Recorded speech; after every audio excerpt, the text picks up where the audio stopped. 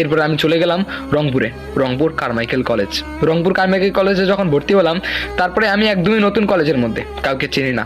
ক্যাম্পাসের মধ্যে সবাই বসে বসে গল্প করতেছে আর আমি একা, ভালোই লাগতেছে না, কিচ্ছু ভালো লাগতেছে না। যাই হোক, এরকম করে 2-3 দিন চলে গেল কলেজের মধ্যে। তারপরে আমি আমার কোনো বন্ধু পাচ্ছিলাম না যার সঙ্গে কথা হতো এমনি হাই হ্যালো, এরপরে আর বেশি কিছুই হতো না।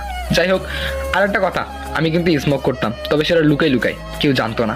তবে ক্যাম্পাসের বাইরে একটা চায়ের দোকান ছিল, সেই চায়ের দোকানে গেলাম স্মোক করার জন্য। তারপরে আমি চায়ের দোকানে গিয়ে ঢুকলাম যে স্মোক করব। যখন আমি সিগারেটটা হাতে নিলাম, সিগারেটটা হাতে নিয়ে যখন আমি জ্বালিয়ে ফেললাম সিগারেটটা, তখন দেখতে পেলাম আমার পাশে বেঞ্চের মধ্যে 3জন ছেলে বসে আছে। 3জন ছেলেই ঝগড়া করতেছে। আমি তো অবাক, কিরে ভাই ঝগড়া করে কেন, মেয়ে মানুষ নাকি এরা? তারপরে ওরা একজন বলতেছে যে ওটা আমার আইডি ছিল, আরেকজন বলতেছে ওটা আমার আইডি, আরেকজন বলতেছে ওটা আমার আইডি ছিল। এরকম করে 3জনই ঝগড়া করতেছে, হাসতেছে। এরপরে আমি ওদের দিক কিছুক্ষণ তাকালাম, যাই হোক কিছুই বলিনি। তারপরে আমি আমার মতো স্মোক করতেছি। তবে কিছুক্ষণ পর দেখলাম ছেলে 3জন আমার দিকে তাকিয়ে হাসতেছে। আমার বিষয়টা খুব খারাপ লাগলো, আমাকে দিকে হাসতেছে কেন? এরপরে আমি আমার শরীরের দিকে ভালো করে তাকালাম, দেখতে পেলাম কোনো সমস্যাই নেই, কিন্তু হাসতেছে কেন? বারবার হাসতেছে। যখন আমি জিজ্ঞেস করলাম, আচ্ছা ভাই আপনারা আমাকে থেকে হাসতেছেন কেন, তখন দেখলাম ওরা আরো জোরে জোরে হাসা শুরু করছে। এরপরে আমি বললাম যে প্লিজ বলবেন। তখন ওখান থেকে একটা ছেলে উঠলো, ছেলে উঠে আমাকে বললো তোমার ব্যাগের চেনটা খোলা, ব্যাগের চেনটা লাগাও। এরপর আমি বললাম যে ও আই এম সরি।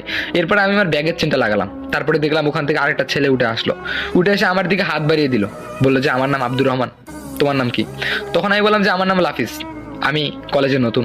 তখন আব্দুর রহমান বলল, হ্যাঁ তোমাকে দেখেই বোঝা যাচ্ছে যে তুমি কলেজে নতুন।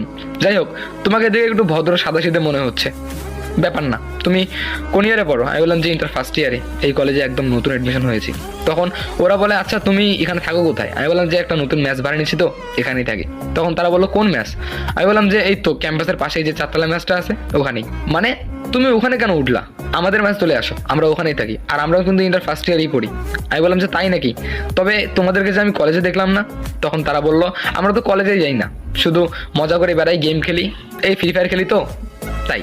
আমি বললাম যে ও তাই নাকি? তখন আব্দুর রহমান ওদের 2জনের সঙ্গে আমার পরিচয় করে দিল।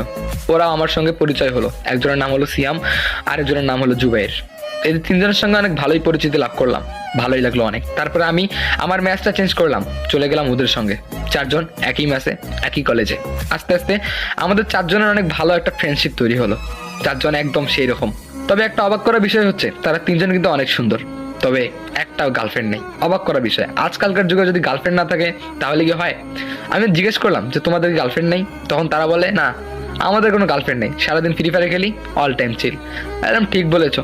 তখন সিয়াম আমাকে বলে আচ্ছা তোর কোনো গার্লফ্রেন্ড নেই? আমি বললাম যে না আমার কোনো গার্লফ্রেন্ড নাই, তবে অনেকেই প্রপোজ করে